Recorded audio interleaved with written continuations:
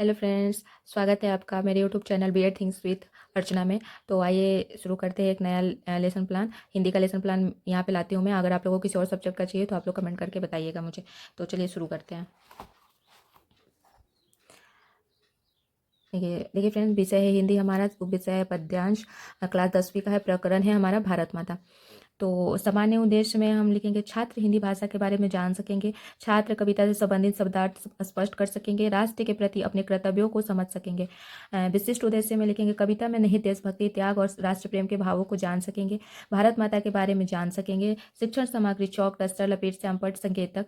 शिक्षण विधि, व्याख्यान, वाचन, चर्चा विधि है। पूर्व ज्ञान है, छात्र भारत माता के बारे में सामान्य जानकारी रखते हैं। प्रस्तावना में छात्र अध्यापिका क्रियाएं होगी जिसमें टीचर क्वेश्चन पूछेंगे और छात्र क्रिया होगी जिसमें स्टूडेंट उत्तर देंगे। यहाँ पे बच्चों, हमारे देश का क्या नाम है? भारत। हम अपने देश भारत से कैसे प्रेम प्रकट करते? राष्ट्रगान, राष्ट्रगीत, राष्ट्रध्वज का सम्मान करके। अपने भारत माता का नाम पहले सुना है, समस्यात्मक हो जाएगा। अब उद्देश्य कथन में बोलेंगे बच्चों, आज हम भारत माता के बारे में विस्तार से अध्यापन करेंगे। यहाँ शिक्षण बिंदु में कवि का परिचय। छात्र अध्यापिका कथन में मैथिली शरण गुप्त हिंदी साहित्य के प्रसिद्ध कवि थे। उन्हें राष्ट्रीय कवि की उपाधि दी गई थी। उनका जन्म 3 अगस्त 1886 को झांसी उत्तर प्रदेश में हुआ था। वे आधुनिक हिंदी काव्य की खड़ी बोली परंपरा के प्रमुख स्तंभ माने जाते हैं। मैथिली शरण गुप्त की कविताओं में देशभक्ति, राष्ट्र प्रेम, भारतीय संस्कृति, आदर्शवाद और नैतिक मूल्यों को सशक्त चित्रण मिलता है। उन्होंने अपने काव्य के माध्यम से भारतीयों में राष्ट्रीय चेतना जगाने का कार्य किया। भारत माता कविता में उन्होंने भारत को माँ के रूप में चित्रित कर देश के प्रति प्रेम, सम्मान और त्याग की भावना को उजागर किया है। उनकी प्रमुख रचनाएं हैं भारती साकेत, पचवटी आदि। छात्र क्रिया में छात्र ध्यानपूर्वक सुन रहे हैं। श्यामपट्ट कार्य में लेखक है मैथिली शरण गुप्त, जिनका जन्म 3 अगस्त 1886 में हुआ है। जन्म स्थान झांसी उत्तर प्रदेश।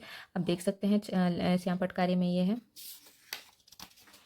चलिए, शिक्षण बिंदु में है कविता का विस्तृत व्याख्या। छात्र अध्यापिका कथन में कवि ने भारत माता को एक सजीव माता के रूप में प्रस्तुत किया है। भारत माता का मस्तक गौरव से ऊंचा है क्योंकि उनके वीर सपूतों ने देश की रक्षा के लिए अपने प्राण न्यौछावर किए हैं। कवि बताता है कि भारत माता की गोद में ऐसे ऐसे वीर जन्मे हैं जिनमें उन्होंने मातृभूमि की रक्षा के लिए हंसते हंसते बलिदान कर दिए।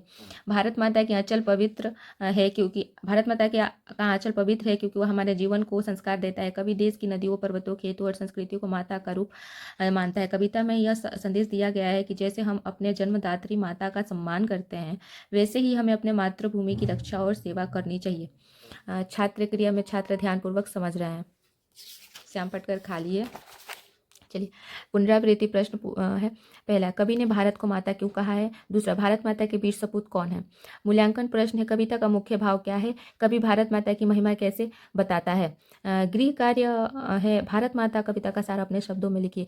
तो फ्रेंड्स, ये था हमारा आज का वीडियो। आई होप आप लोगों को वीडियो पसंद आए वीडियो तो please like, share and subscribe करिए। Thank you.